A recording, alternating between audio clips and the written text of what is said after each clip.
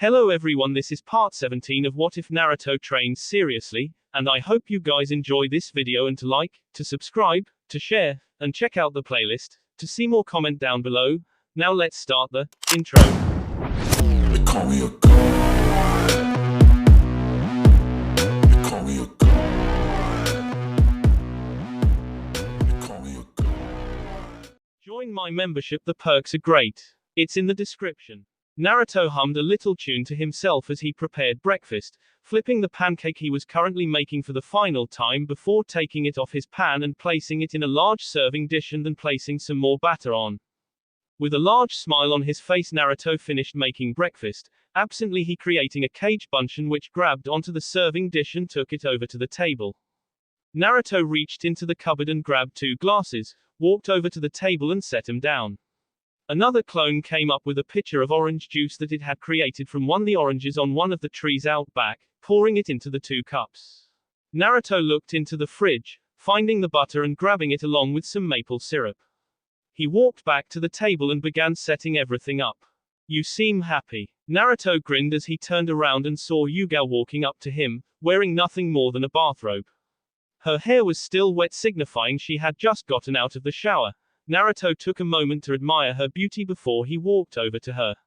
He gave her a light peck on the lips, leaning back with a grin as he laced their hands together and led her to the table. "I think I've got a reason to be," Naruto said as they sat down and put some food on the table. "Yesterday was the last day of my probation." "Ah," Yuga said in understanding as she began to eat. She could understand why he was excited. Now that his 1-month probationary period came to an end, he would be able to start taking missions outside of the village again. For someone like Naruto who loved to get out and move around, it was a godsend. The two ate in relative silence, no longer feeling any of the awkwardness that had occasionally filled their time together. "Where is Fu-san?" asked Yuga as she noticed the green-haired girl was not here at the moment, though she had noticed that the Nanabe Jinchuriki was usually absent.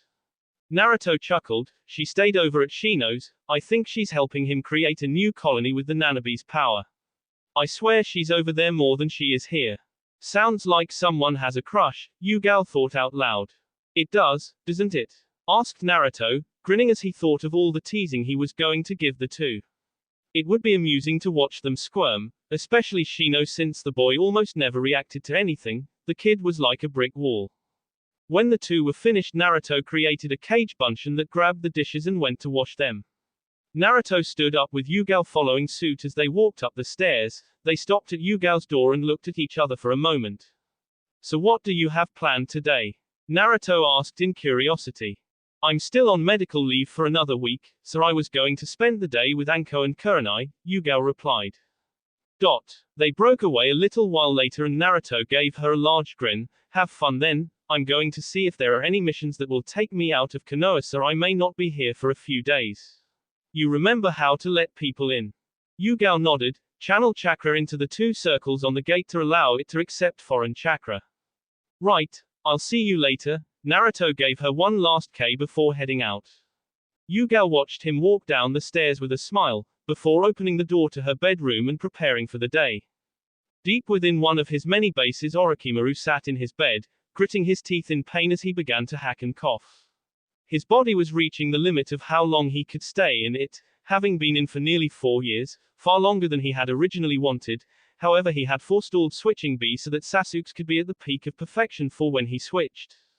His and Sasuke's face-off against the Namikaze brat had also sped up the process, something he had not anticipated. He didn't even bother to question how that damned brat had gotten so powerful. Minato Namikaze had been one of the few people Orochimaru would never willingly tangle with. Despite knowing this, the Snake Sannin had underestimated that damn brat, assuming that despite his growing reputation he would still be that loud idiot who had always been shouting nonsense. He supposed he should have known better, but he had been arrogant. He had not truly believed all of the reports coming in about the blonde's accomplishments. He had just decided that they would be a good motivator to get Sasuke to increase his power. A lot of good that did. While neither he nor Sasuke had been able to utilize their full strength, the fact that Naruto had fought them both on equal terms regardless proved that the blonde was far more powerful than Sasuke currently was. Orochimaru was positive that had either he or Sasuke fought the blonde alone, they would have been the The boy was just like his accursed father, always one step ahead of him and ruining his plans. Gah! A pained scream tore through the snake Sanon's tea. Ha, ha. You're approaching your limit, Kabuto said as he finished running his medical scan over the pale-skinned man. You'll need to take a dose of rank 10 medicine or your body will The medic sighed. I'll go and exchange this medicine. The white-haired medic ninja stopped at the door to turn his head. I'll be back in a minute. With that he was gone. As Kabuto left, Orochimaru began to cough again. This time he began to cough up B. Orochimaru's eyes looked towards the wall on the opposite side of his room just in time to see a blade penetrate it. Gritting his teeth he held his arms in a cross guard, letting the sword through his arms, but allowing him to keep his head. This chakra is his, Orochimaru thought to himself, but he's never used this kind of shape manipulation. Orochimaru watched where the chakra blade was sticking out of the door. A minute later multiple appeared in his door, causing them to fall to the ground in separate pieces. In walked Sasuke Uchiha, the cursed seal on his shoulder receding, his blade the Kusanagi, leaning against his shoulder as he held out his hand with the chakra blade still in Orochimaru's arms. I knew it would come to this, Orochimaru hissed, ignoring the pain in his arms as he focused on Sasuke. I have nothing more to learn from you, the Uchiha said in an arrogant tone. Kikuku, so you say, and yet Naruto-kun beat you quite handily, the snake Sanon chuckled. Sasuke glared at the man as his Sharingan flared to life. He also beat you, which means you no longer serve a purpose to me. I'll KO you now and I won't show any mercy, even if you beg for it. Sasuke began to walk into the room, forcing Orochimaru to move his arms as the chakra blade went all the way through them and into the wall. Orochimaru, Sasuke said, his face blank as the flame pattern of his cursed seal spread out from the seal, you're weaker than me. There is no point in my body to you anymore. Big words from a fledgling Uchiha, Orochimaru hissed with a glare. Sasuke smirked, humph, if I hadn't been so weak I never would have sought you out, would I? Sharingan eyes began to spin as Sasuke continued his tirade, you only wanted me because you couldn't handle Itachi, right Mr. Great Sanin Genius? Sasuke's smirk turned into an arrogant grin, perhaps the world at large would consider you gifted, but you're nowhere near the level of an Uchiha. Before us the greatest genius in the universe barely comes off as average. Yes, and that's why Naruto-kun Rasengan in your gut and forced me to save you, Orochimaru said, smirking when he saw Sasuke snarl from his taunt. Had I not been there you would have been K. Perhaps you Uchiha are not all I thought you were. Naruto is nothing compared to me. The young Uchiha ground out before managing to get a hold of his emotions. When the time comes I will show him what it means to be an Uchiha. I will KO him and everyone he holds dear to show him his inferiority to the might of the Uchiha clan. Sasuke looked at Orochimaru, but first, I'll KO you. Sasuke ran forward letting his chakra blade push itself further in Orochimaru's arms. Said Sanin grit his teeth as he blocked out the pain. Orochimaru opened his mouth as wide as it could go and outshot another body, this one different from normal. A scaly white serpent, Sasuke mused as he looked from the now shed skin to the new Orochimaru. I see, so this is your true form. The white serpent went to its full height. Its face looked similar to Orochimaru's, only it was even more snake-like. The serpent's body was made up of thousands upon thousands of snakes, all of them flicking their tongues out. You wanted to take over other people's bees so badly, you experimented on your own, Sasuke said in a voice that spoke of how pathetic he thought the Sanin was. Now you're nothing more than a shell of your former self. Kikuku Sasuke-kun, Orochimaru said, his voice now sounding completely like that of a snake, give me your body. Sasuke jumped into the air as the snake lunged. Naruto looked over at Sai, Ino and Sakura, his three teammates for his first mission outside of the village in a month. Smiling he turned his attention back to Tsunade, so what have you got for me Bar-chan? Sakura, Ino and Tsunade got several tick marks on their head but decided it would be best to ignore him for the time being. I actually have several for you, Tsunade said as she dug through a few scrolls. It seems that with your public debut in the Chunin exams almost everyone wants you to do their missions. Tsunade grabbed the scroll she had been looking for and held it up. This is the one you'll be doing for now. She tossed it to the blonde shinobi. It's a rank mission to guard Kyuki Kazuhana during diplomatic meeting to Suki no Kuni, Crescent Moon Country. She watched as Naruto's face seemed to light up. He hid it well but Tsunade, despite sucking at gambling, was able to pick up subtle changes in facial expressions. She of course knew of her fellow blonde's relation with the daimyo of Haru no Kuni, having forced the information out of Naruto under threat of castration and severe beating. Though it had only been after she had promised to keep his relationship a secret, even from the council, Tsunade knew why of course. Kyuki was a civilian, a daimyo but still a civilian. And her samurai would not last 5 minutes against an S-rank ninja, let alone 6 of them. She shook the thoughts off as she focused on the 4 ninja. I trust you will complete this assignment. Of course, Naruto said with a smirk as he turned around to address his team, we'll leave in 1 hour, pack for an A-rank mission and meet me at the North Gate. Yes, understood, okay. The 3 said in unison, before leaving to get ready. As soon as Sasuke jumped into the air, several snakes from Orochimaru's skin lunged at him, opening their fang-filled mouths. Orochimaru hissed, whether in pain or anger, Sasuke could not be sure, though it was not like he cared either way. Several dozen snakes shot out of Orochimaru's body, all heading towards Sasuke who resheathed his sword. Shunting off the top half of his robe, Sasuke let his cursed seal flare into existence. Activating the second level, Sasuke's skin began to turn the color of ash, his eyes while the Sharingan turned yellow with the sclera turning black. A black 4-pointed star appeared across his nose. Though the snake dreams of soaring through the sky, Sasuke began to speak as Orochimaru's dozen snakes began to cover and wrap around him. It is forever doomed to crawl on his belly. The snakes were all destroyed as Sasuke exploded with the power of the cursed seal. Pieces of snake were sprayed, be splattered all over the wall. 2 odd-shaped wings that looked like webbed hands appeared on Sasuke's back, moving and grasping as if alive. You'll have your chance to fly, snake, in the talons of a hawk, Sasuke said with a smirk. Orochimaru hissed angrily at the boy's words. Sasuke. He lunged at the Uchiha. Flashback. Orochimaru looked at the grave of his parents, unsure what to feel now that they were Like all good shinobi, he refused to shed any tears. That did not mean that it still did not hurt. But it was more than that. He also felt hatred over the fact that death took them from him. He sighed as he shook the thoughts off and laid the bouquet he had gotten for them on the tomb. As he did, he noticed something. Reaching out for it, he saw that it was a snake skin. Ooh, good eye, Sarutobi said from behind him. That's a white snake's molted skin. I've never seen one before, Orochimaru said as he looked at the skin in idle curiosity. Hey, me neither, Sarutobi said with a slight chuckle. They're extremely rare, very hard to find. How come it's white? Asked Orochimaru, looking up at his sensei with a curious expression. I don't actually know, the Sandaime Hokage mused, no one's ever really thought to find out. But for years, they've been considered a symbol of good fortune and rebirth. Orochimaru poked at the snake skin, wondering if what his sensei was telling him was true, good fortune and rebirth. Sarutobi looked at his prized student sadly. He knew Orochimaru was hurting from his parents' death, but the boy had always tried to keep his emotions to himself. The fact that you found it by your parents' grave must be a sign, he said, trying to cheer up his student. Perhaps they've been reborn in New B, so that someday, when you've grown up, they can see you again. Orochimaru looked up at his sensei before looking back down at the snake skin. When's that gonna be? I'm afraid I don't know that either, Sarutobi said.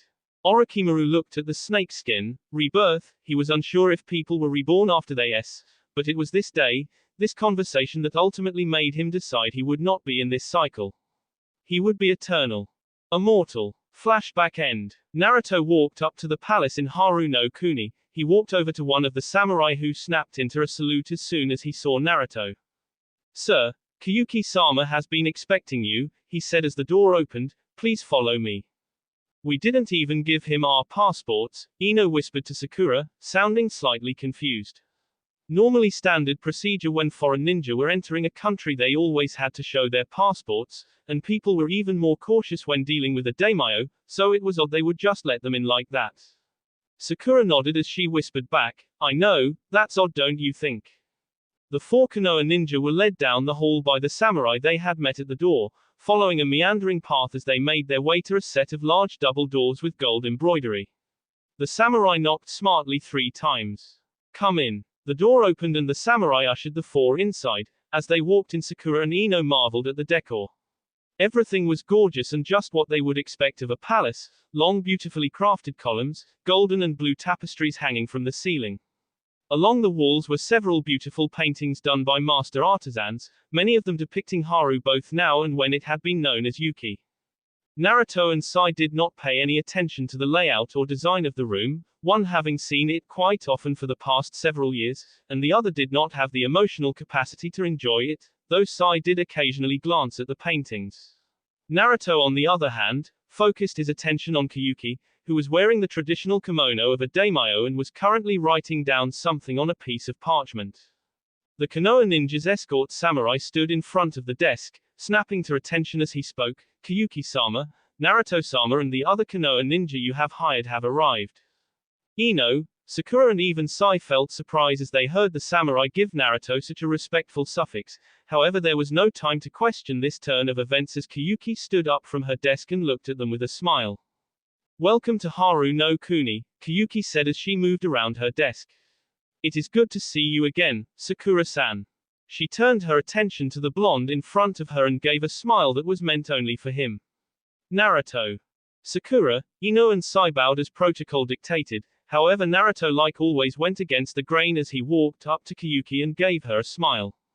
It's been a while Kiyuki-hime, Naruto said as he took one of the daimyo's hands in his. It's surprising but every time I see you I can't help but be amazed that you seem even more beautiful and radiant than the last time we met.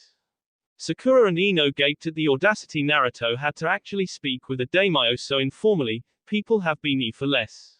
The two looked at the samurai expecting them to make some kind of move to arrest the leader of their mission, but to their surprise none of them even seemed the least bit perturbed, as if this was some kind of everyday occurrence.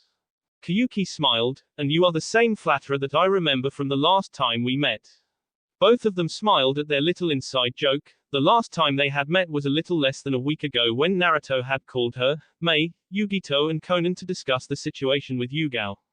This was merely to keep up appearances to make it seem as if they did not see each other on a regular basis, something Kiyuki hoped would end soon. Naruto let go of Kiyuki's hand and took a step back. I believe you called us to be a part of your escorts to Suki no Kuni. That's correct, Kiyuki said as she adopted her business tone of voice. You along 50 of my samurai and several shinobi from Yukigakure, Hidden Snow Village, are to be my escorts. She looked at the four ninja. I hope you four are up to the job.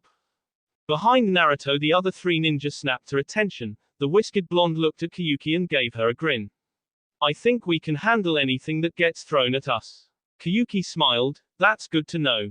Now that the pleasantries are out of the way I'll have my maids show you three. She looked over at Sakura and the other two. To your rooms, until we leave in 2 days.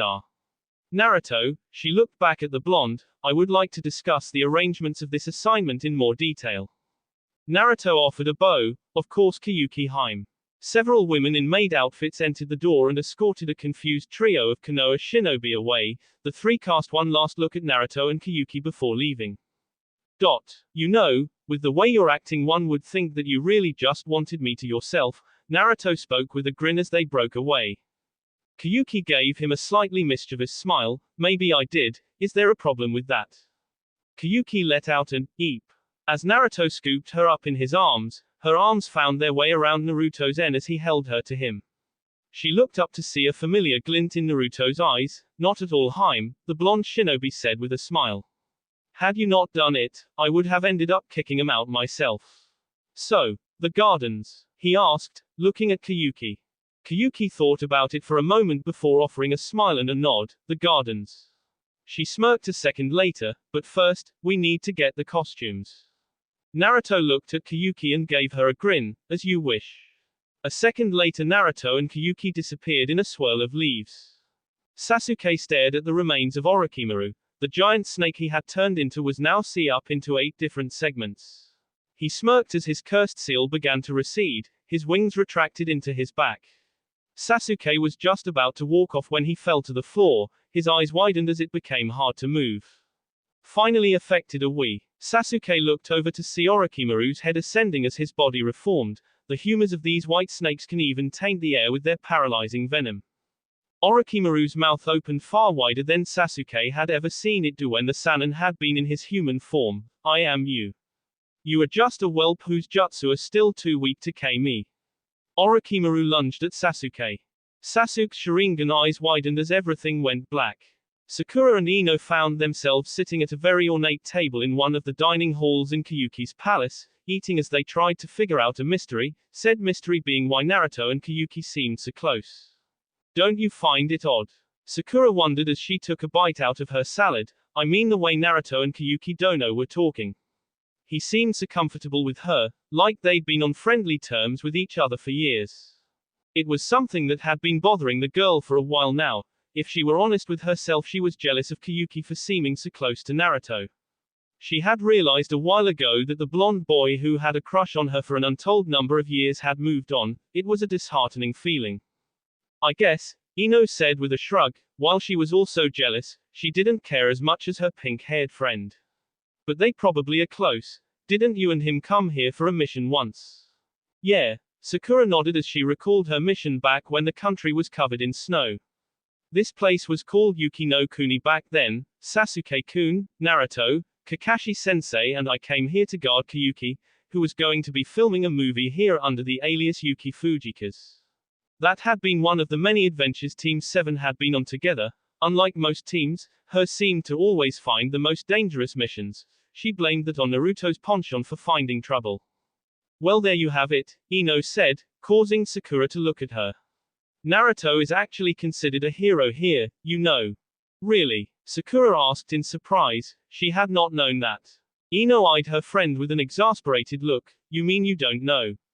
At the blonde's question, Sakura shook her head. Ino sighed. Honestly, Sakura, well, you know how the last Princess Gale movie came out several years back.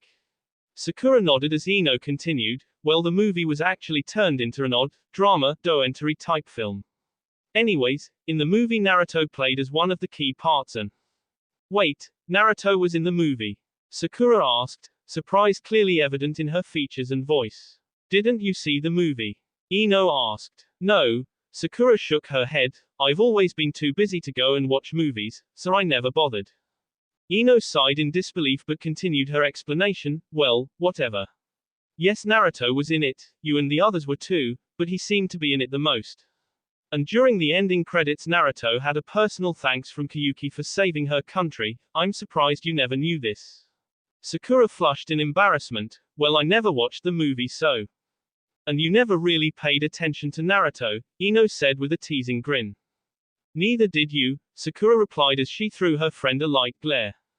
That's true, Ino sighed. It's too bad, he's such a hunk now.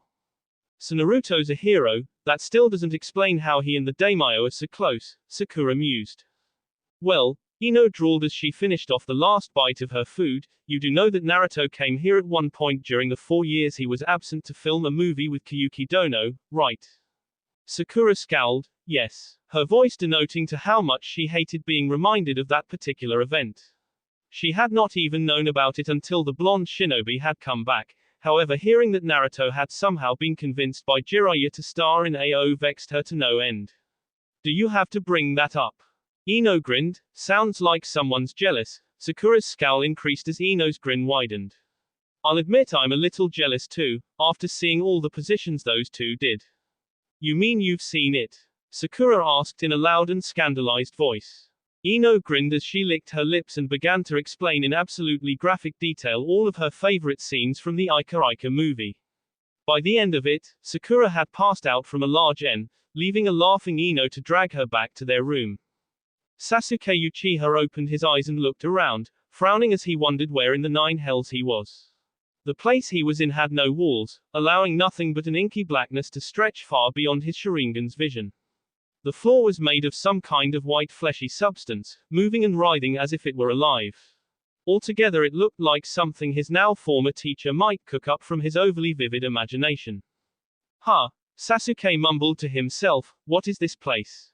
An alternate dimension inside me. Sasuke's Sharingan spun as he looked towards the source of the voice. Several feet away from him, some of the fleshy surface of the floor began to bulge, looking like something were trying to break through. And the place where I carry out the soul transfer ritual, Orochimaru finished as his form rose from the ground, covered in the slimy surface. It's already started, the snake Sanon's ridiculously long tongue flicked out of his mouth. Sasuke's eyes widened in surprise as several snakes began to form out of his body and clothing. Looking around he noticed that the floor began to rise up, changing shape as it did. The young Avenger found himself staring at people that he now realized were the previous beings whom Orochimaru had used his soul transfer jutsu on. He looked over at Orochimaru's smiling form, his Sharingan eyes spinning as the Snake Sannin inched ever closer. The Snake Sannin's eyes widened as several stakes appeared in his body, forcing him to stop. He remembered this, it had happened to him once already when he had attempted to get Itachi's eyes. Orochimaru, all your jutsu are powerless against these eyes. He. Those eyes, Orochimaru said as he began to move again, despite the pain he was feeling from the genjutsu his now former student placed him in. Those eyes will be mine. Sasuke just watched with an impassive face as the man inched ever closer. These eyes would never be his. The Uchiha Avenger smirked. The queen struggled with her bindings as the man who bound her laughed over her. Said man was tall and had bulky muscles that made him look like a pro wrestler. His hair was black and shaggy, his eyes likewise were coal black. Running along his face were several scars that were an angry red in color, crisscrossing along his nose and eyes. And now my queen, you will do as I say, the man said, sneering as he called her queen. Never, the queen shouted as her struggling increased, I'll never give you my kingdom. My dear, you don't have a choice, the black-eyed man said, taking his hand to caress her face. The queen shivered in disgust as his rough fingers ran along her cheek. You will accept this marriage, you will surrender to me, and this will be my kingdom. The man's voice turned into a yell at the end. He calmed down again as he gave her a smirk. You no longer have a choice, no one will be coming to save you. You're wrong, the queen whispered. She stopped struggling as she bent her head down, making her hair cover her eyes. He will come, she said with conviction, a smirk quirking up the corner of her lips. Him? The man questioned incredulously before laughing. He is currently being occupied by some of my best men, even, he is no match for my elites. You know, I take offense to that. The black-haired man turned around and felt his eyes widen as he spotted the figure that stood before him. The man was fairly tall, standing around 6 feet 0 inches even. He was not bulky but had the physique of an Olympic runner with compact muscles that looked like they had been carved from stone. He was wearing dark blue Western armor with red and gold trim. In his hands was an ornate and beautiful double-sided blade with jewels lining the hilt. His spiky golden blonde hair was being held out of his face with a red-blue bandana that had the motif of a dragon on it, and his blue eyes were currently drilling into the black-haired man with an intensity that caused said man to shiver.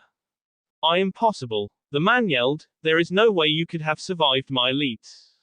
The golden-haired man looked at him with a smirk. While your men were decent, I've had better fights from my grandmother. He shivered for a moment. Kami, that woman hits hard, the man mumbled at the end. The black-haired man growled, I suppose my guards were just more incompetent than I thought, to let someone like you defeat them. He reached for his own sword and pulled it out of the hilt on his left side. I'll just have to KO you myself. You can try, the blonde man said with a smirk, taking several steps towards the man who was now rushing towards him. But in the end you'll lose like everyone else. His steps picked up until he was in a sprint, bringing his sword across his body in as. Swords began to clash and the sound of metal clanging against metal was heard throughout the small clearing. Each time one would strike against the other it would cause a slight wind to pick up, showing just how powerful these men were. The strikes were so fast that the queen who was watching could not even see them, they were mere flashes of light. To her it looked like a dance, yet she knew that this beautiful dance was also each strike was meant to KO and even a single mistake could cost either of them. The two continued their battle, adding in acrobatics into the mix now, flipping and leaping over each other as they attempted to strike the other from behind. Spinning, twirling and as the two moved at speeds no normal human could even hope to match. Overhead, diagonal horizontal, thrusts, all manner of attacks were used as the two seemingly even opponents tried to KO one another. All it would take was a single mistake. All it would take was one slip-up. Said slip-up came when the black-haired man overextended his reach, attempting to the blonde through the Said blonde ducked and moved slightly to the left, lightly redirecting the man's attack with his blade as he moved in. There was a schlinked sound as the blonde's blade the black-haired man's armor, and then the man Said man stared at the blade him with wide eyes, right before he burst into smoke. Damn it, the blonde mumbled in frustration, stupid cage bunshin, always dispelling just as I'm about to make the witty one-liner. The blonde shook his head and got back into his role as he ran over to his queen. My liege, are you all right? He asked as he severed the robes binding her. As soon as the queen was free, she jumped up and wrapped her arms around the blonde, burying her head in his as she inhaled his scent. I am now, the queen replied as she lifted her head to look into the blonde man's blue eyes. Thank you, Sir Naruto. Naruto gave her a wide grin as he spoke. You know there is no need to thank me, my queen. I will always be there to protect you. Oh, but there is, was the queen's response as she went up on her tiptoes. Such a good deed deserves a reward. Naruto smiled as he began to lean towards his queen. Kyuki-chan, he mumbled as their lips met. Kabuto frowned as he stirred the medicine he had made for Orochimaru together. The medicine won't be enough anymore. He looked at the concoction in the vial, picking it up and pouring into a container for Orochimaru. At best, he could have lasted until tomorrow, but he'll more than likely need to do the soul transfer ritual today. Kabuto held up the medicine and looked at it. I doubt even this will help much. Kabuto had been Orochimaru's right-hand man for a long time. After the Snake Sannin took Sasori's seal off, the young medical ninja had pledged his life to the man's service. He had seen Orochimaru's power and genius in action. The man was always making new abilities and did not let some ridiculous sentimentality for life stop him from progressing in his goal. It was one of things Kabuto admired and the reason he so willingly followed Orochimaru. He allowed Kabuto to experiment on others in the name of science, something that he doubted anyone else would allow him to do.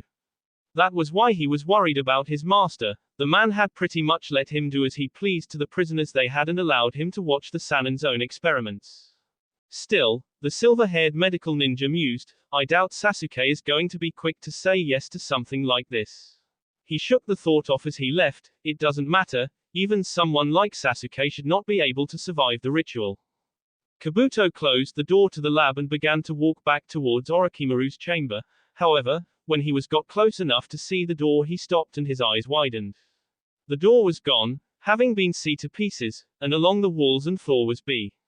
Not knowing what was happening, Kabuto ran up to the wall near the door, pressing his back against it as he peered into the room. Standing in the room was Sasuke Uchiha, looking at the remains of Orochimaru, which was in its snake form. Its head severed from the body and the body's into 8 segments. What's Sasuke doing here? Kabuto wondered. As his mind tried to come to a conclusion to that question, his eyes widened as an answer came to him. That giant snake is molting, so that means that the ritual is over already. Kabuto moved away from the wall and stood in front of the door. What the hell happened? The medical ninja asked as he stared at Sasuke, wondering if this was Sasuke or Orochimaru. As if sensing his presence, Sasuke turned his head. Kabuto? He questioned in a bland voice at seeing the medic ninja. Turning, Sasuke made his way over to Kabuto, not even bothering to look at the silver-haired medic as he walked past. Kabuto turned his head to look at Sasuke. Which one are you? He asked. When Kabuto had first seen him, he had been positive that it was Orochimaru who was in control. However, the way that Sasuke was acting did not seem like Orochimaru at all. He was too quiet. Had it been the Snake Sannin, he would have said something by now and had Kabuto run a medical scan to make sure everything was working properly. Sasuke turned his head to look at Kabuto. A smirk appeared on his face. Which one do you think? Sasuke's Sharingan eyes flared and Kabuto saw black. This is where the soul ritual takes place, Kabuto realized as he looked around his new environment, the same one that Sasuke had been in mere moments ago. As he looked around, he saw Sasuke Uchiha covered in the white substance from the ground, and Orochimaru closing the distance as the Snake Sannin attempted to perform the soul transfer technique. Several tentacle-like appendages appeared out of the goop that covered Orochimaru, making their way towards the Avenger. They latched onto Sasuke's form and Orochimaru was about to perform the soul transfer ritual. However, before he could, Sasuke activated his cursed seal. Orochimaru's eyes widened as the white flesh began to crumble. This can't be happening. The white flesh covering Sasuke crumbled around him, leaving the Uchiha as if nothing had happened. The white substance then began to coil and grow, taking the form of some odd creature with a large claw-filled mouth. It then started to eat at the white substance of the dimension. I created this dimension. There is no way, there is no way. This can't be. This is my Orochimaru. Sasuke interrupted the man's ramblings, his Sharingan eyes spinning.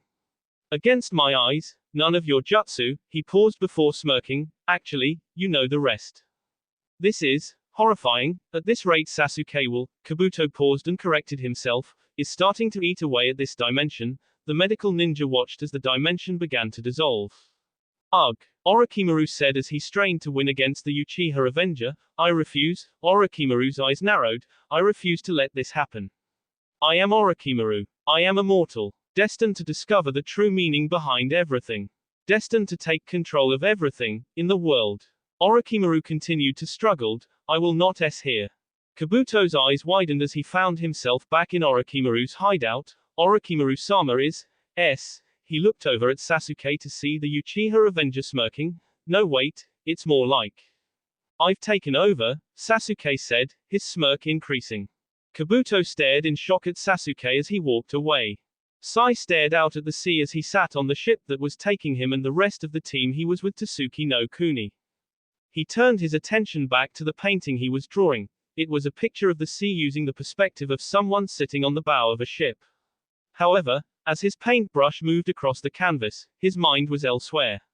He had been with Naruto for a little over 2 months now and was still no closer to discovering the key to emotions, or figuring out what made Naruto, Naruto. The clan head was a man of contradictions as far as Sai could see. When on missions he was usually very serious, never showing his emotions, yet when not on a mission he was laid back, relaxed, with a slightly playful and teasing nature. He was also willing to risk becoming a missing ninja for the sake of a single person, going as far as to refuse a direct order from the Hokage herself. Every interaction he had had with the blonde so far had left him confused. Flashback. Nicknames are often used as terms of endearment between two people who are close, Sai read out loud.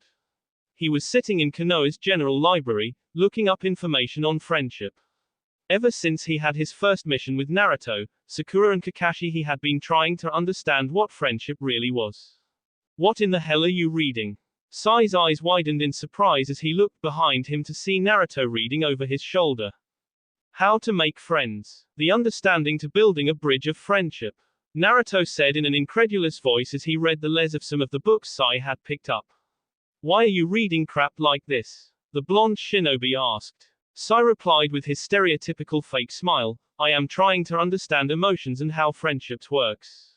He picked up a book. These books are very informative about the subject and tell me how to make friends.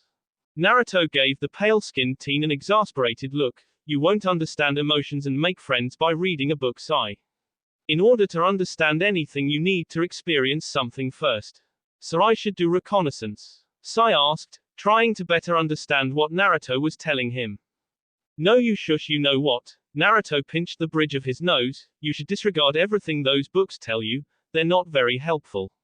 He grabbed the boy by the shirt and hauled him to his feet, the only way to learn is by experience, now come on, I'm going to meet with the rest of the Konoha 11. What? Sai asked as Naruto began to drag the boy out of the library. You're going to meet my friends, you're going to see how they act and you're going to be normal, Naruto said. Now come on, I don't want to have to drag your sorry the whole way. Sai said nothing more as Naruto let go of him, merely followed the blonde clan head as he walked over to an Akamaki restaurant. Flashback end. There had been many other incidents like that where Sai had interacted with the others from the famed Konoha 11, throughout the time he had been assigned his mission to spy on Naruto. Oftentimes he would leave confused, however he did feel he was getting closer to understanding emotions a little better. He stopped painting for a moment and looked over to the deck. Naruto and Kyuki were sitting in 2 chairs a little ways away, playing a game of shogi. He wondered if board games would be a good way to help him understand other people. Sasuke walked into one of the many rooms within Orochimaru's base. This one, like the others, was rather bland. In the center of the room, however, were several large tubes. In each tube was a person, or what had once been a person, a few having been transformed into unrecognizable monsters. Computer screens were located throughout the area, showing data on various experiments, and long wires and hoses connected the tubes to other pieces of machinery. Sasuke ignored most of the tubes as he walked up to a specific one. Inside was a teen about his age and of average height. He had white hair with a light blue tint and purple eyes. The teen gave Sasuke a smile with his shark-like teeth as the Uchiha Avenger stepped in front of him. I thought it would be you, so you actually defeated Orochimaru, eh? The man said. That's right, Sasuke replied. Now don't move for a second so I can get you out of here. Sasuke pulled out his chokuto and S across the glass, letting the water and white-haired man out. Finally, the man mumbled as he his hands on the watery surface. It looked as if half of his body was submerged in water despite the fact that the water merely a puddle. I guess I owe you some thanks, Sasuke. We'll take care of you first, Sugetsu, Sasuke said, not paying attention to the now named Sugetsu's words. Come with me. Me first, ha. Sugetsu said as he began to push himself out of the water, his body forming from the molecules. What about the others? There are two left, Sasuke said in an uncaring tone. Normally he would never be this patient with someone who was inferior to him, but it was necessary for now. We need to get Juugo in the north lair, and Karen in the south. Ugh, do we have to? Sugetsu complained, putting his feet on the water and standing up. I can't stand those two. I don't think I'll ever be able to even get along with them.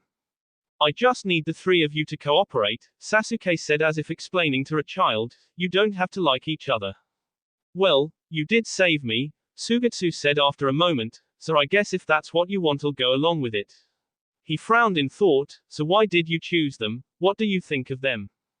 They need to learn how to shut up, Sasuke replied in a way that made it obvious he was not talking about the other two. Now put some clothy on so we can go. Hey, well you definitely sound like a leader, Sugetsu said. The next moment he disappeared and Sasuke felt someone pressing a finger against his temple. Let's get a few things straight, Sugetsu said in a slightly bored yet playful tone. Okay. Sasuke just looked at him as the water user spoke. You are not in charge just because you took Orochimaru down. Everyone was after him. Someone was bound to kill him eventually. You were his preference, so he did keep you under surveillance and let you stand at his side. You just got more chances at him than the rest of us. Sasuke made no movement, even though he felt like this person for trying to talk down to him. Instead he spoke in a calm, almost bored voice. What's your point? That I have the advantage now, Sugetsu said as he pushed his finger harder against Sasuke's temple. Then the man grinned and took his hand away. Not. Just kidding, while your heart rate didn't even change, that's enough for me to know your victory was not a fluke. I always heard how strong you were. Your squad was the one who defeated my old senpai Zabuza Momoichi, wasn't it?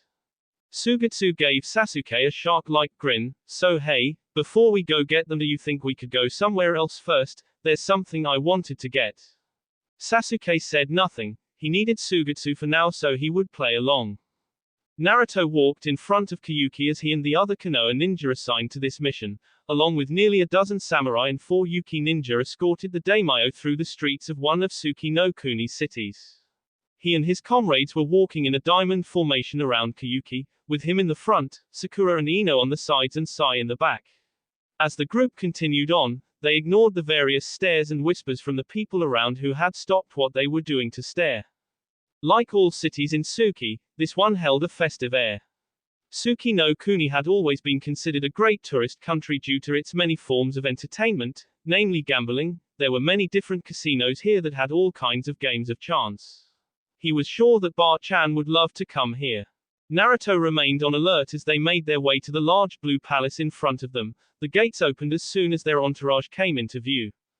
Walking through the gate they found themselves standing in a very beautiful garden. Several dignitaries were already waiting for them. 2 of them were Mikaru Suki, the daimyo of Suki no Kuni, and his son Hikaru. Mikaru was a fairly rotund man, wearing an extravagant royal blue kimono. Hikaru was a boy of decent height, fairly thin and wearing white pants and shirt with a bow hanging over his shoulder. Daimyo Kyuki, it is a pleasure to finally meet you, Mikaru said as he stepped forward and gave a bow. Kyuki returned the gesture with a poise and grace befitting both a daimyo and an actress. It's nice to finally meet you as well. I would like to thank you for agreeing to this. Not at all, Mikaru replied. With our open door policy on trade, we are always happy to accept new agreements. He paused for a moment as he looked at the members of her entourage. His eyes landed on Naruto and they seemed to widen ever so slightly. Naruto? He asked in surprise, causing Hikaru to look up with wide eyes. While everyone else either looked shocked or confused, Naruto stepped forward and gave Mikaru a bow. It's good to see you again. You and your son look like you're doing well. Mikaru was about to respond but his son beat him to it. Naruto-ni-san. Hikaru ran up to him. Naruto grinned as the boy stopped in front of him. How are you doing, Squirt? He ruffled the boy's hair. Hey, don't call me Squirt, Hikaru complained, I'm almost 11 now. Naruto's grin widened ever so slightly, you're still a squirt to me. As Naruto decided to have fun teasing Hikaru, Mikaru turned to look at a surprised Kyuki. I shall have my men escort your guards to their living quarters, and if you'd like I can give you a tour of the palace. Yes, that would be nice, Kyuki said, turning to him. Mikaru nodded and gave her a pleased smile. Excellent. He turned to where Naruto was asking Hikaru about his bow practice. Hikaru, why don't you and Naruto go to the range out back? Hikaru nodded. Come on, Ni-san. I want to show you how good I've gotten with my bow. He grabbed Naruto and began to drag him towards his bow practice range. All right, I'm coming, Naruto said as he began to walk on his own power. So how do you guys know Naruto? Kyuki asked as she and the other 3 Konoha ninja followed Mikaru. Meanwhile, the rest of Kyuki's entourage was being shown to their quarters.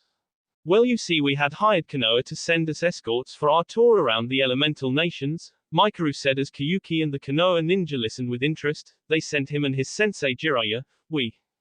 Sasuke and Sugetsu found themselves staring at a rather large and impressive bridge.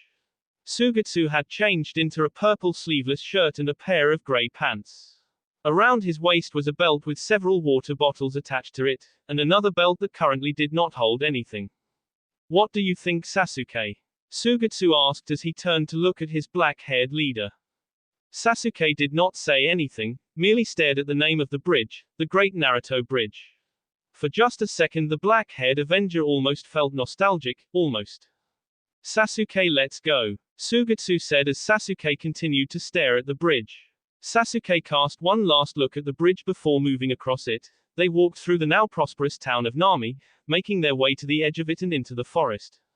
Sasuke led Sugetsu to the spot where they had buried Zabuza and his apprentice Haku.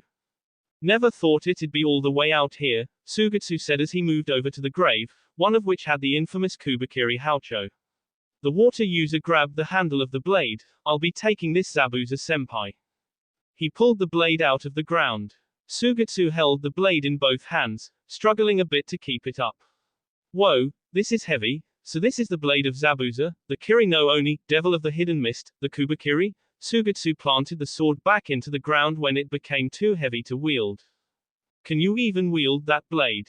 Sasuke asked, actually finding himself amused at the sight. The katana used by the Kiri no Shinobu Katana Nanananshu are passed down from generation to generation, Sugetsu said. I trained like crazy so I could join them one day. With this great sword I could probably even beat you. Sugetsu began to fix a strap around it. Since Juugo's joining us, I figured I'd need it. Sugetsu attached the sword to the belt that hung on his sea and looked at Sasuke. Alright, let's head to the closer one. Sasuke nodded as the two of them set out. Why didn't you ever tell us how you saved this country? Asked Sakura as she, Naruto, Sai and Ino set up a perimeter and patrolled around the place Mikaru and Kyuki were meeting. Naruto looked over at her and shrugged, because it never came up, I guess. It's not like it's that big of a deal or anything. Not that big of a deal. Sakura said in shock, how could you say that? You saved an entire country. Naruto just gave her a blank stare. Sakura, with our mission record on Team 7, saving a country is something of a norm for me. He gave an amused chuckle. I mean, how many people can say they saved a country on their first C-rank mission, or saved and protected a princess who was disguised as an actress, or saved a country embroiled in a civil war? Doing things like this just seems to be some kind of rule when it comes to me. Murphy's Law loves me like that. Sakura looked embarrassed. What Naruto said was true. So many of their missions outside of the village had been nothing but misadventures of some kind or another. Even after Naruto left Konoha to train, he seemed to do things that most normal shinobi would never dream of. Well, I guess you're right, Sakura said. Man, I'm so jealous of you, Ino said as she decided to butt into the conversation. You always seem to have some kind of cool adventure. Naruto merely smiled. That's just because I'm so awesome. Whatever, Sakura said. She would have said more, however a loud roar caused the 4 ninja to turn around. They were just in time to see a giant white saber-toothed tiger leaping towards them. Ino and Sakura both yelled at the sight. while Sai pulled out an ink scroll and brush. However, they were all shocked when the tiger s right into Naruto, who had not moved from his spot. They became even more shocked when said tiger started licking Naruto's face. Ack. Ha ha hey s stop Chamu. Naruto laughed as the large tiger ran its tongue across his face. Seriously Chamu. Eventually Naruto was able to push the large tiger off of him. The blonde grinned at the tiger, eliciting a fanged grin from Chamu. Well, he thought it was a grin at least. It was sometimes hard to tell with all those teeth. Naruto began to scratch the tiger behind the ears, getting a purr from the large beast as it nuzzled against his hand. Naruto, you know this tiger? Ino asked with a slight stutter that sounded like a mixture between fear and shock. Naruto looked up from her as he continued to pet Chamu. Of course, Chamu was here when I took my mission. He even helped me take down Ishidate, the leader of the ninja that Shabadaba hired to capture Hikaru. Bit the man's arm right off. Naruto gave the giant tiger a big hug. Isn't that right? The other three sweet dropped as Naruto rubbed his face against Chamu's furry whiskered cheek. Sasuke and Sugetsu entered the south base with little concern of ambush or trap, walking along the dank stone halls. They passed several barred rooms, each of them filled with a dozen prisoners. As soon as they passed, the prisoners got up close to the bars and looked at the pair. Many began to speculate about why Orochimaru was not with them, coming up with the theory that the Snake Sannin was and Sasuke had come to free them. A few of them, however, shot that down, loudly. Sasuke ignored this as he kept walking. He and Sugetsu were forced to stop when a girl around their age walked in front of them from the opposite end of the hall. The girl in front of them had red eyes and hair. Her hair was sharp, pointy and unkempt on one side, while the other was straight. She was wearing lavender glasses, a lavender uniform, short black shorts and long black thigh-high stocking with semi-high heel sandals. I knew it, the redhead said as she placed a hand on her hips. She looked at Sasuke with a frown. You're all alone, Sasuke, so it's true then, she mumbled to herself at the end. What am I, chopped liver? Asked Sugetsu, only to be ignored. What do you want? She asked, staring at Sasuke. Sasuke's got a proposition for you. Sugetsu decided to interrupt the conversation. Can you take us to a room or something? We've been walking forever, and I'm too tired to stand around while you talk. HMPH, Karen HM'd once again ignored Sugetsu. Come with me, Karen, Sasuke said, I need you. Huh, Karen said dumbly as her eyes widened in surprise. Why do I need to go anywhere? I'm in charge of this place. Naruto watched as the meeting came to an end. All of the nobles who were part of Suki's council and had been involved were leaving.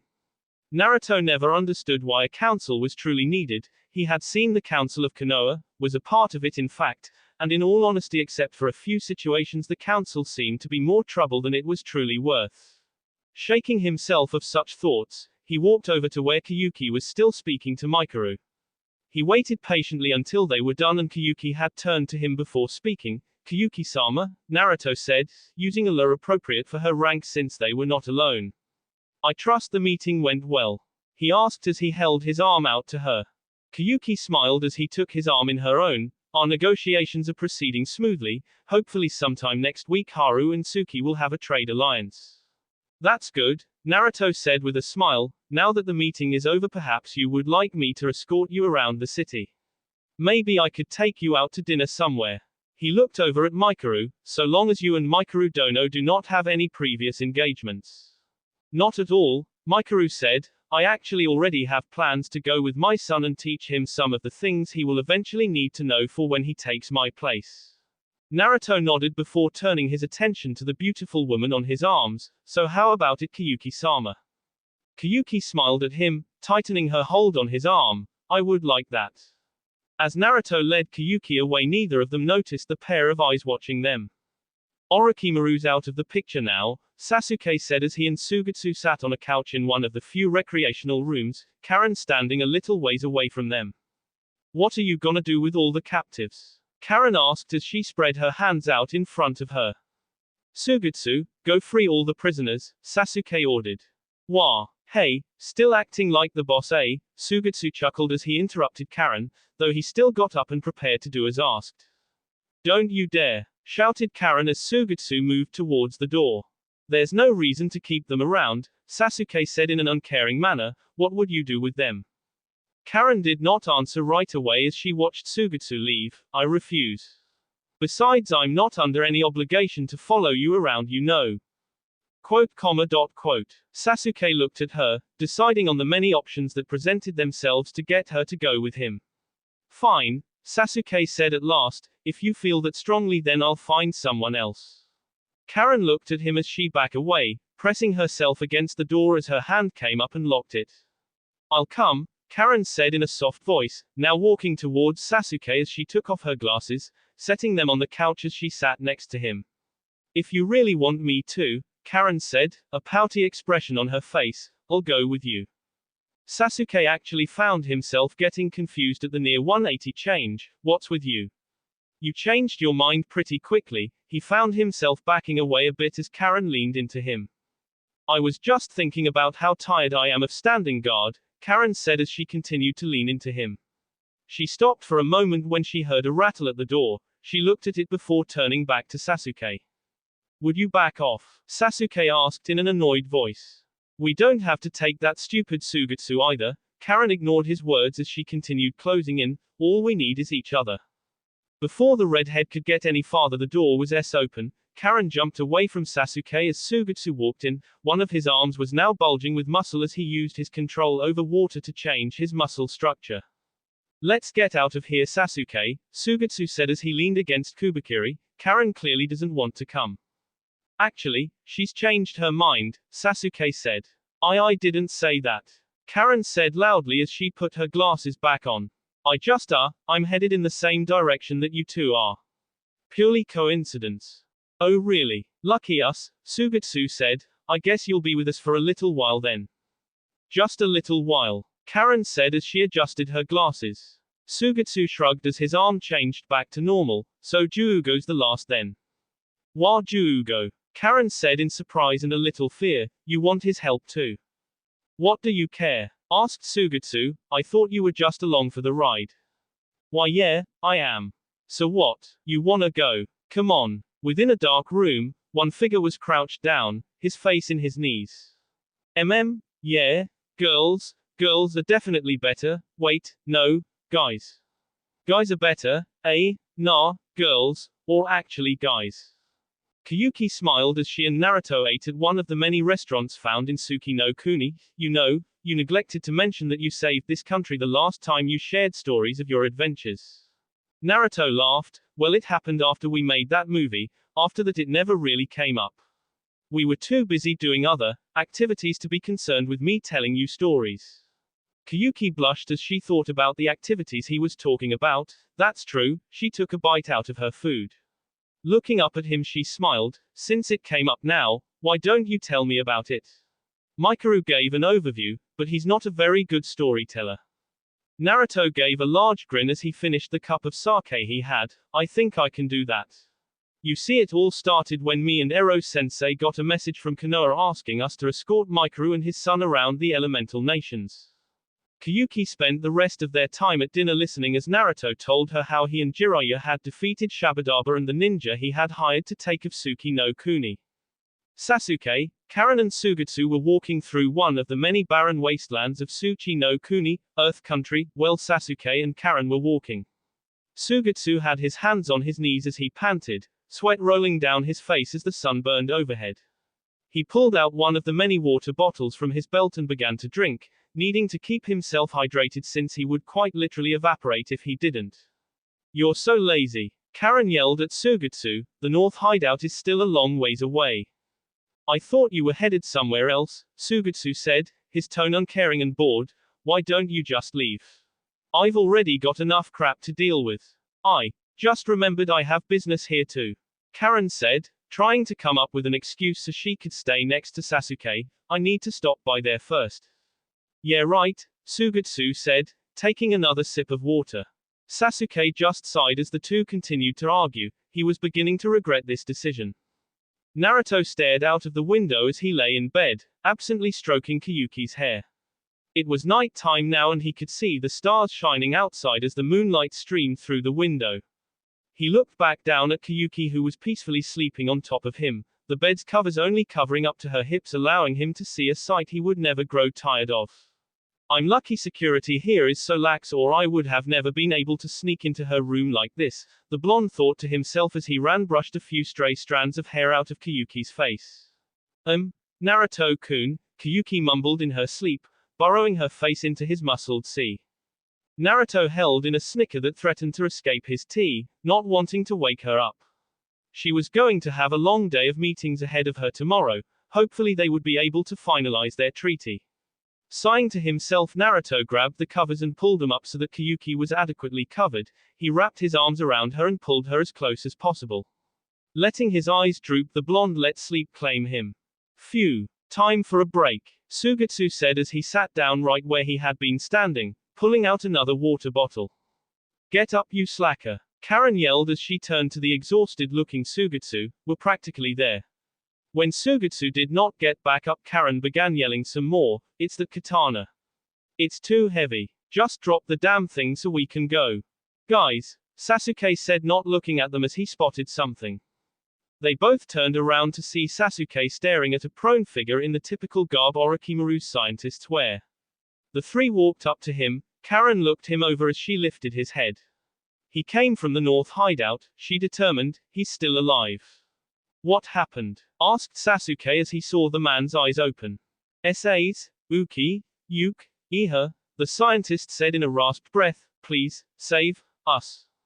What happened to you? Sugetsu asked. It started, as soon as we heard Orochimaru was the man started to explain, our captives started a riot.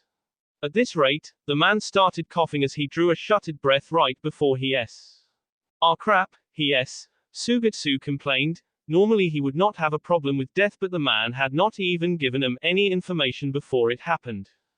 Before anyone else could say anything, the earth shook and splintered as something crashed down several feet away. Sasuke and the others saw it was a creature with dark brown skin, horns on its head and wings on its arms. Each of them knew this was one of Orochimaru's experiments. You're, the thing tried to say, but its vocal cords did not sound quite up to the task. What the hell is that thing? Sugetsu wondered out loud. A level 2 cursed seal, Karen said in shock. He's already completed the transformation. Sasuke just looked at the experiment before disappearing. There was a spurt of B that came from the cursed seal warrior.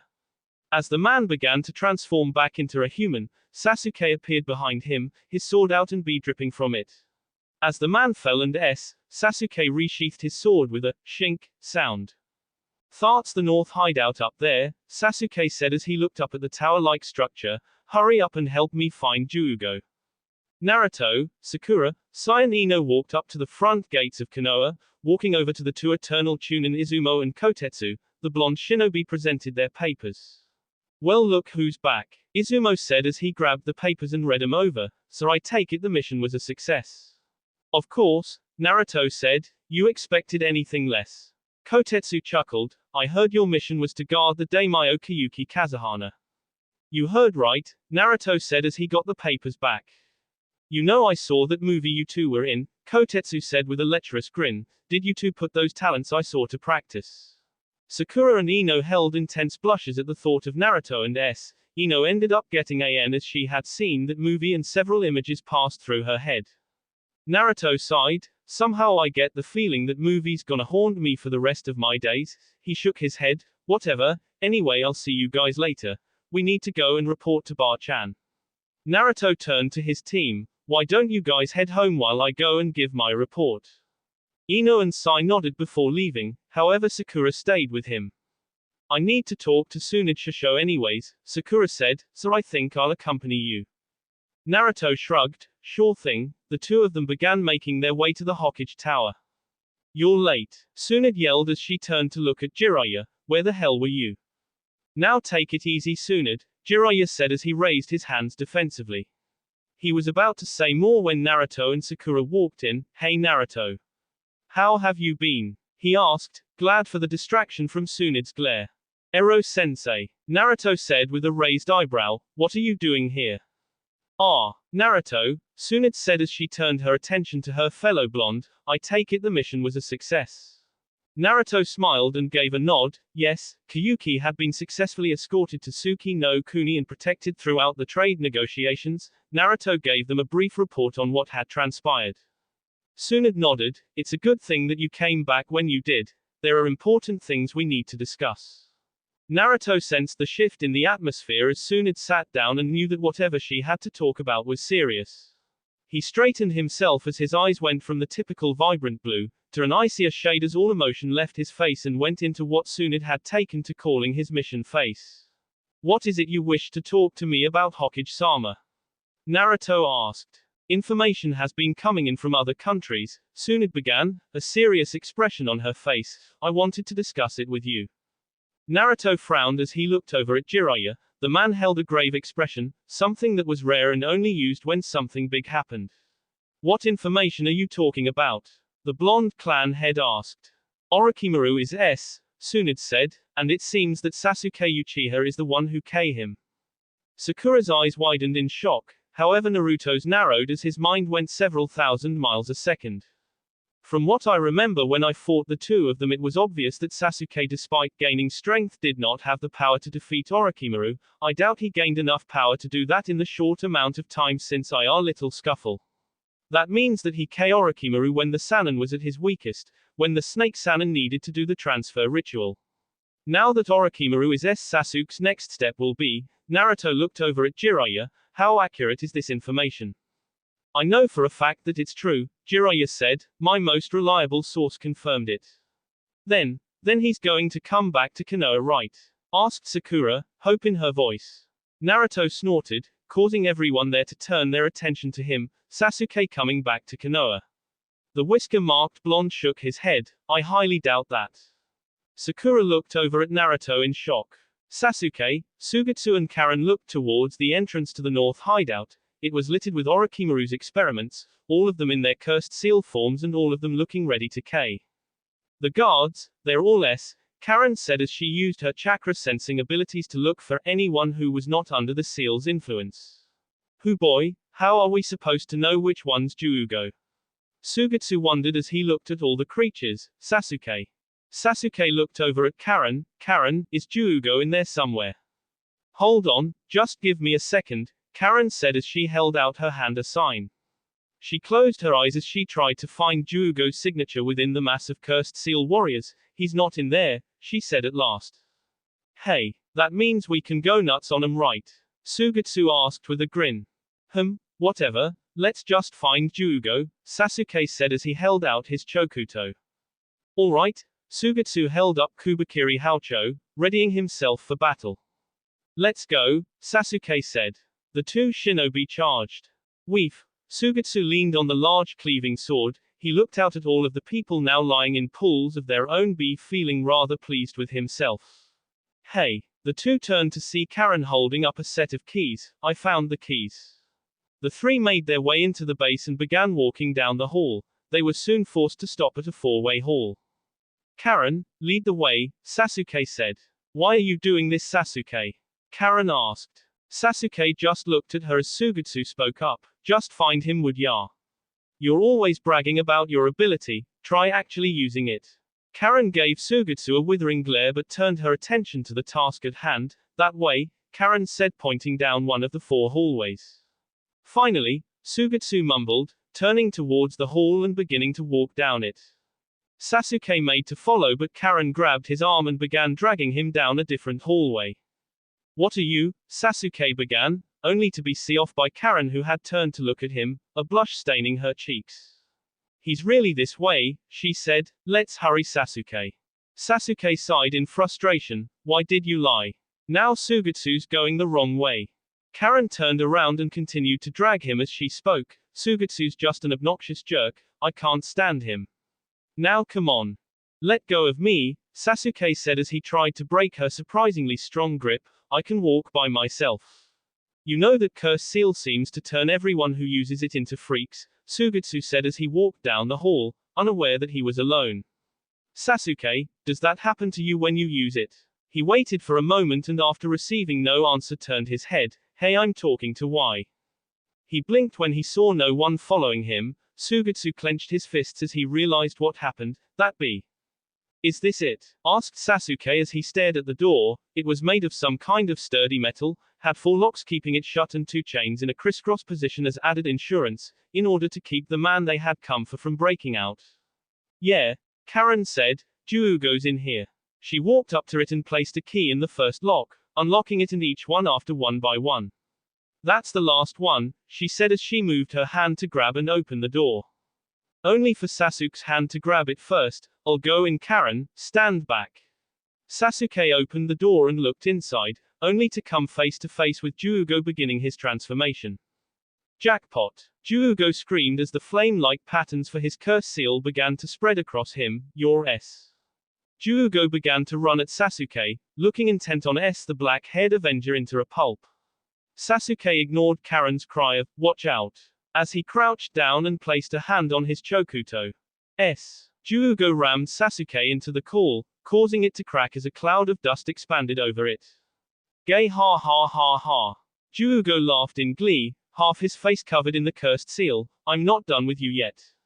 Juugo's arm transformed into an odd-looking clawed arm, with spike pointing inward to his fist from the elbow down. On the back of his elbow was a protrusion, which moved up and then pushed down. The wall exploded as chakra blasted out of Juugo's arm. When the smoke cleared, it showed a giant hand-like wing holding onto Juugo's fist. Not another copy of me. Juugo yelled as his fist pulled away, but this one's pretty tough.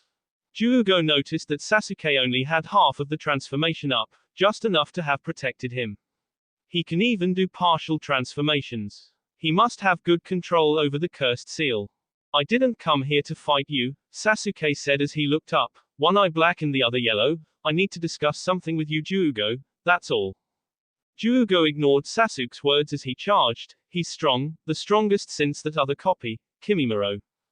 He thrust out his fist at Sasuke in the hopes of crushing the Avenger, however it was stopped by the Kubakiri Haucho. Ha! Juugo stumbled back as he turned his attention to Sugetsu, who just arrived. You didn't use that power the last time, Juugo, Sugetsu said as his sword arm flew back from the force. Man, that stung. Sugetsu readied his sword again. Let me deal with him, Sasuke, and Karen, you're next. Stop it, Sugetsu, Sasuke said. We didn't come here to fight anyone. Let me talk to him. Words don't really register with him, Sugetsu said with a laugh. You have to make him listen with force. Oh yeah, now I remember. Juugo yelled as he looked at Sugetsu. You're Sugetsu. Sugetsu said nothing as he swung the giant Zanbatsu, only for it to be blocked when Juugo hit it with his transformed arm. Sugetsu slid back and came at him to try again, ignoring Sasuke's shout as he came in with an overhand swing. Juugo yelled as he came at Sugetsu with a maniacal laugh, intent on ending his life. Both felt their eyes widen in surprise as they were stopped by 2 large snakes coming out of Sasuke's sleeve, said Uchiha standing in between them, a cold look on his face. How about I K the both of you? Sasuke asked in AS voice, his Sharingan eyes spinning. Both Sugetsu and Juugo felt their eyes widen and a trickle of fear form in the gut as the snakes retracted, Sasuke's K intent crushing any will they may have had to fight. Juugo's cursed seal retracted and he felt his eyes widen as he realized what his insane side had done, making him run back inside of his room and the door shut. Lock the door, he yelled as he crouched in the corner of his room, holding his head in his hands. Juugo, I came here to free you, Sasuke said, come with me. He's too scared now, Sugetsu said with a slight sweet drop. No, that's not it, Karen replied. I don't want to K people anymore. Juugo yelled from inside his cell, don't make me go outside, just leave me alone. Please. What the hell? Sugetsu spoke, wondering where the K went. Whoa, talk about your double personality. I told you, Karen said, no matter how hard he tries, Juugo always succumbs to the urge to K. He has no control over himself, but in reality, he really doesn't want to hurt anyone. I could lose it at any time. Juugo said, please lock me back in. I told you Juugo was dangerous, Sasuke, Sugetsu commented, just walking alongside of him would be a huge risk. What the hell do you want from me? Juugo yelled, just leave me alone. Orochimaru is S, Sasuke said as he walked up to the door, and this place is falling apart. You'll go down with it if you stay here any longer. Good, that means I won't K anyone else. Juugo said, glad to S so he would not have to bother trying to resist his violent urges. Relax, Sasuke said in what he tried to make a comforting voice. He was not very good with this, but he needed Juugo on his team. I'll act as your prison. If you try to K anyone, I'll stop you. What do you think you could do? Juugo asked. The only person who was able to calm these impulses was Kimimaro. I'm not going anywhere without him. Kimimaro was from the Kaguya clan, right? Asked Sugetsu as he tried to remember what he could about the now deceased bone user. Yeah, he and Juugo were Orochimaru's favorite subjects, Karen answered. They stayed here as subjects for human experimentation from the moment this place was built. Kimimaro was the only subject in the whole organization whom I could work on without fear of resistance or violence. And he was so strong. I heard he was the only one who could stop Juugo's rampages without getting hurt.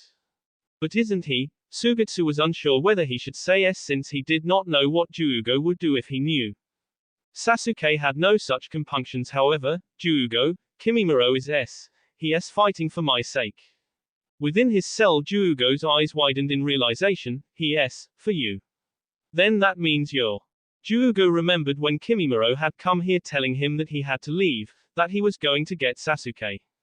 Kimimaro had said that he and Sasuke were the only ones fit to be Orochimaru's vessel, that Sasuke was in a way Kimimaro's rebirth and he would bring Sasuke back even at the cost of his life.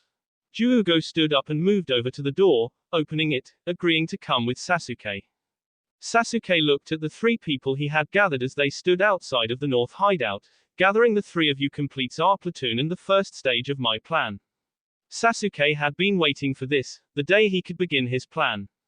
It's time I explained my purpose to you all, he said. I'm going to Itachi Uchiha, and you all are going to help. That will be all for this video. Be sure to like, subscribe, share, and comment down below for more videos. Goodbye.